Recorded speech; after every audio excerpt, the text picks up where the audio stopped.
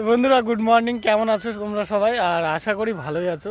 আর আজকে হোলি, আজকে দোল পূর্ণিমা, আজকে দ্বিতীয় দিন।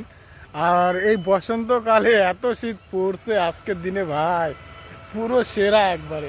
তো আমি ভাবলাম এই দিনটাকে মনে রাখার জন্য একটা ছোট্ট করে মিনি ব্লগ বানানো যায়। তো বন্ধুরা আমরা এখন আছি রাস্তার পাশে বনশেরি, আর আমি এখন যাব গগরামপুরে মাল আনার জন্য। তো বন্ধুরা চলো দেখা হচ্ছে গগরামপুরে।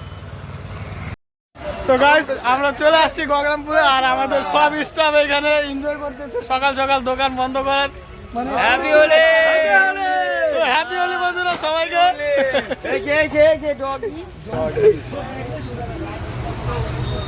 আর এই যে আমাদের মালিক এখন নিউট্রালে আছে। আমাদের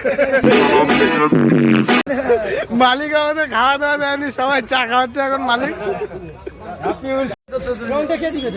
বন্ধুরা এটাই হচ্ছে দোকান, আর এটা হচ্ছে আমাদের বড় মালিক টেনশনে আছে এখন বর্তমানে। দেখাই দিই দোকানটা, আগে গুডাউনটা দেখাই।